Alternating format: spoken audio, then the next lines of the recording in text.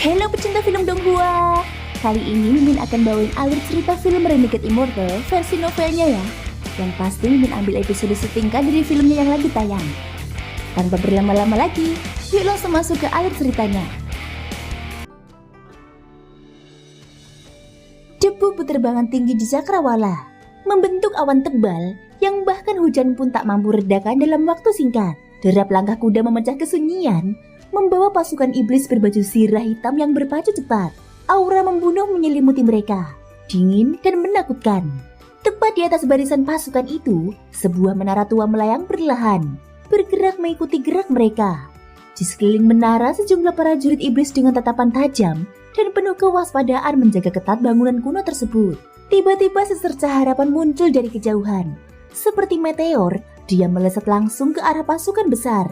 Sebelum cahaya itu tiba, seseorang melangkah keluar dari dalam menara. Penampilannya sederhana, pakaiannya biasa saja, namun ada wibawa kuat yang memancar dari tubuhnya. Dia tersenyum hangat, menatap cahaya yang mendekat dan berseru dengan santai. "Saudara Wang, bagaimana kabarmu?" Cahaya itu berhenti. Dari dalamnya, sosok Wang Lin muncul, berdiri anggun di udara. Dia menatap pemuda yang baru saja keluar dari menara dan tanpa sedikit pun terkejut. Wang Lin memberi salam kepada Kaisar Iblis. Ucap Wang Lin tenang. Si pemuda itu ternyata adalah orang yang dulu minum bersamanya sepanjang malam. Saat itu Wang Lin tidak bisa melihat jejak energi iblis pada pemuda tersebut. Tetapi ia sempat merasakan sesuatu yang tak biasa. Kini dengan tingkat kultivasi yang lebih tinggi, Wang Lin bisa melihat lebih jelas. Ada kristal iblis sebesar kepalan tangan, bersinar tenang di dantiannya. Sangat tersembunyi dan tak memancarkan aura apapun. Orang itu tertawa pelan. "Saudara Wang, tak perlu seremonial. Kau adalah utusan langsung leluhur. Derajatmu setara denganku. Panggil saja aku Gu Yundun. Tapi aku penasaran, bagaimana kau tahu aku adalah Kaisar Iblis?" Wang Lin membalas dengan senyum tipis. "Dulu hanya dugaan, tapi setelah melihatmu hari ini, aku yakin."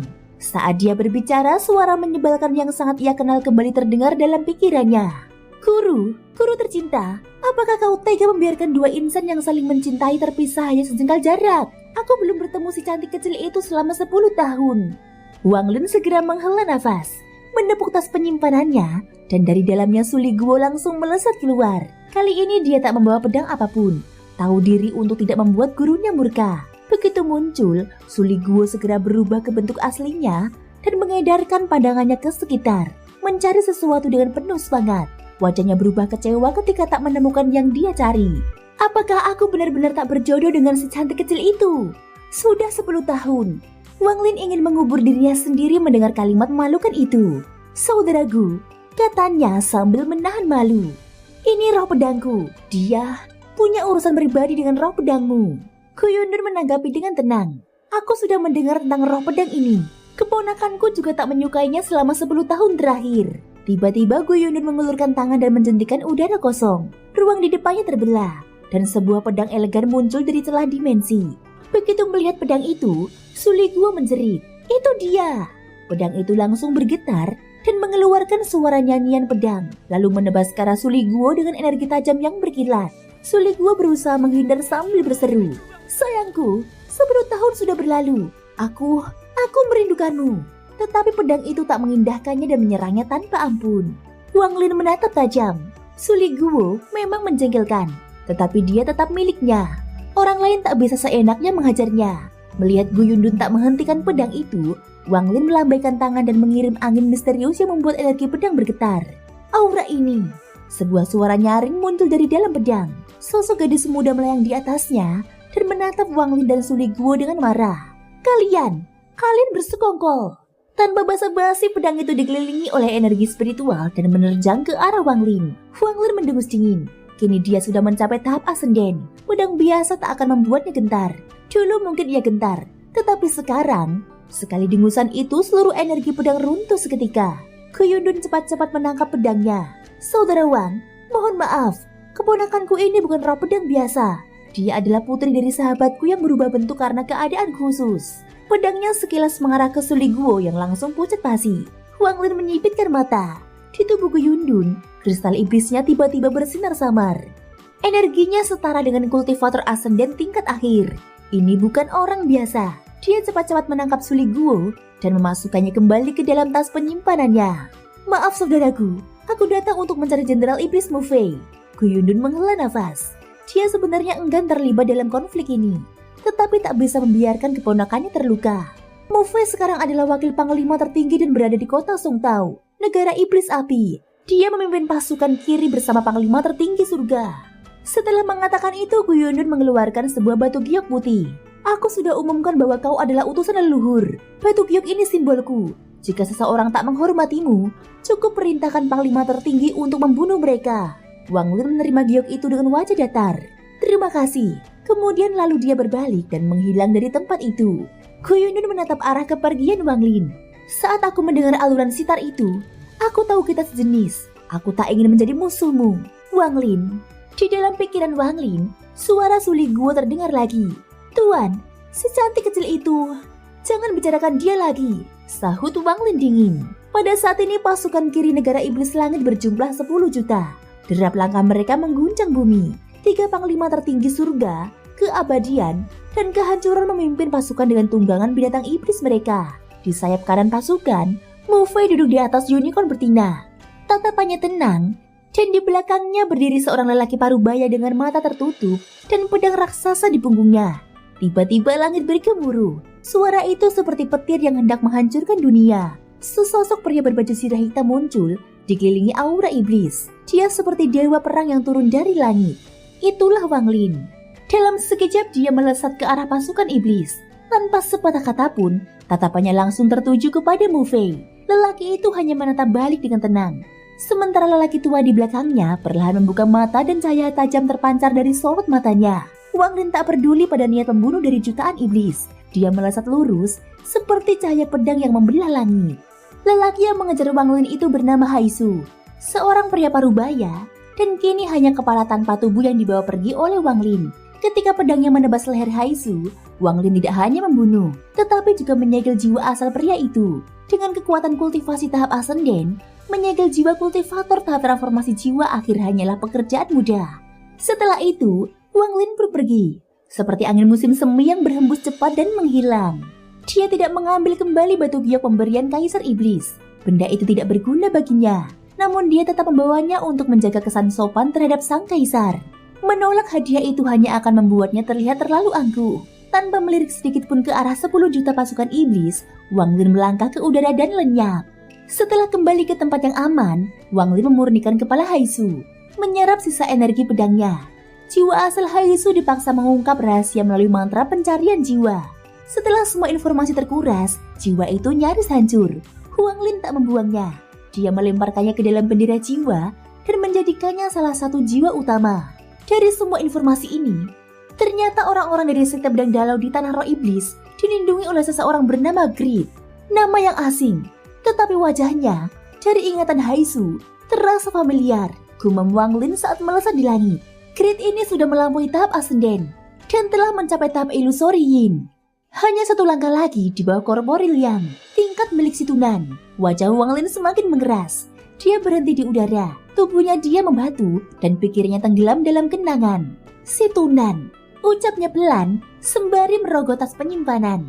Sebuah batu giok terbang ke tangannya. Dia menatapnya dalam-dalam dan wajahnya berubah suram. Dulu si Tunan memberinya batu giok ini. Di dalamnya tersimpan gambar-gambar para musuh yang memaksa si Tunan keluar dari tubuhnya. Saat itu si Tunan tak menyangka Wang Lin akan bertemu mereka. Dia hanya ingin Wang Lin berhati-hati dan menjauh dari orang-orang ini. Namun kini, salah satunya Grid telah muncul. Jika benar Grid adalah musuh si Tunan, maka sangat mungkin dia tahu tentang manik penentang surga atau rahasia terbesar Wang Lin. Manik itu telah menyatu dengan jiwanya selama lebih dari 7 abad. Dan hingga kini, sifat aslinya masih penuh misteri. Dulu Wang Lin bisa dengan mudah melengkapi unsur hujan dari manik itu. Tetapi kini elemen terakhir logam sangat sulit disempurnakan. Rasanya seperti menembus dinding tak kasat mata. Dan yang lebih gawat, manik itu telah melebur dengan jiwanya. Dia tidak bisa memisahkannya. Satu-satunya cara adalah memurnikan jiwa asalnya sendiri. Itu sebuah proses yang sangat berbahaya. Kenapa benda ini begitu penting bagi aliansi kultivasi? Selain memperlambat waktu, kekuatannya biasa saja. Tak bisa menyelamatkanku dari kultivator tingkat tinggi. Wang Lin mengerutkan alisnya. Matanya menatap tajam ke kejauhan. Pada saat ini pikirannya beralih ke sekte pedang Dalau. Awalnya 5 murid dikirim yang dipimpin oleh Chen Long. Setelah Moyang terbunuh, mereka mulai mencurigainya. Namun anehnya tak ada tindakan apapun dari sekte itu. Berdasarkan ingatan Haisu, Grid sempat pergi ke negara iblis api dan menemukan sesuatu yang penting di sana. Setelah 10 tahun hanya Haisu yang tertinggal di negara iblis langit. 3 murid lainnya mengikuti Grid. Sisu, dia pasti menuju ke sana juga. Tetapi dia malah mencoba membunuhku. Dan aku membunuhnya lebih dulu. Gumam Wang Lin matanya mulai memancarkan cahaya penasaran. Apa sebenarnya yang ditemukan Grid itu? Wang Lin menghela nafas. Dia sadar telah kehilangan kesempatan mengumpulkan energi pedang Ling Tianhao karena campur tangan Grid. Tetapi dia juga tahu, dalam dunia kultivasi, tidak ada gunanya terburu-buru. Perang ini adalah kesempatan emas untuk mengumpulkan energi pembantaian. Tetapi aku hanya 1 orang, itu tidak akan cukup. Mata Wang Lin menjadi dingin, dan dengan satu mantra teleportasi besar, dia menghilang dari tempat itu. Beberapa hari kemudian Wang Lin kembali ke suku pemurnian jiwa, yang kini telah tumbuh pesat dan menjadi satu dari 4 suku terkuat di wilayah liar. Kembalinya sang pendiri membuat semua orang heboh. Meski banyak yang belum pernah melihatnya secara langsung, nama Wang Lin telah menjadi legenda. Sosok seperti dewa atau iblis kuno, Wang Lin segera memanggil 13 dan Ouyang Hua. Dia memilih 10.000 anggota suku dan menyuntikkan seutas energi pembantaian ke dalam tubuh mereka. Setiap kali mereka membunuh musuh, jiwa musuh itu akan diserap dan memperkuat energi pembantaian dalam diri mereka. Tujuannya bukan sekedar untuk bertarung. Energi ini juga bisa menjadi pelindung mereka di saat-saat genting, seperti segel kehidupan. Wang Lin segera mengirimkan mereka ke medan perang di negara iblis api, tapi tak membiarkan mereka bergabung dengan pasukan lain. Mereka beroperasi secara mandiri hanya dengan satu perintah, bunuh dan terus membunuh. Namun 10.000 orang tak cukup. Wang Lin tahu itu, maka dia memberi 13 dan Ouyang Hua waktu 3 bulan untuk menaklukkan 3 suku lain dan memperluas kekuatan mereka. Dia bakal memberikan harta tingkat tinggi untuk membantu mereka. Sementara itu, Wang Lin sendiri tetap di lembah suci. Dia mengukir jejak-jejak iblis dalam tubuhnya dan memperbaiki bendera pembatasan. 3 bulan telah berlalu, dengan kekuatan harta karun Wang Lin, ketiga suku ditaklukkan. Banyak anggota baru dipaksa meminum sup penghapus ingatan dan menjadi bagian dari suku pemurni jiwa. Bagi mereka yang belum pernah mempelajari mantra pemurnian jiwa, Wang Lin mengibaskan bendera jiwa miliaran jiwa. Pecahan-pecahan jiwa terbang ke tubuh mereka dan hidup berdampingan tanpa menyakiti. Gelombang kedua dikirim, 30.000 pejuang baru. Energi pembantaian disuntikan dan mereka pun dikirim ke medan pertempuran. Wang Lin lalu memindahkan seluruh suku keluar dari hutan dan dia memilih tempat suci, medan perang kuno, tempat tinggal iblis tersebar di masa lalu. Di sana dia membangun menara tinggi di atas reruntuhan menara iblis. Dia duduk bersila di dalamnya dan tidak pernah keluar selama 10 tahun penuh. Selama itu perang terus berkecamuk. Negara iblis api tak tinggal diam dan pembantaian balasan pun terjadi. Suku pemurni jiwa terus bertambah kuat, menyebarkan energi pembantaian ke setiap penjuru medan perang. Dan Wang Lin, ia terus berkultivasi tanpa henti. Kini 100.000 anggota sukunya telah menerima energi pembantaian. Setiap helai tumbuh lebih kuat setiap hari, disuburkan oleh darah dan peperangan.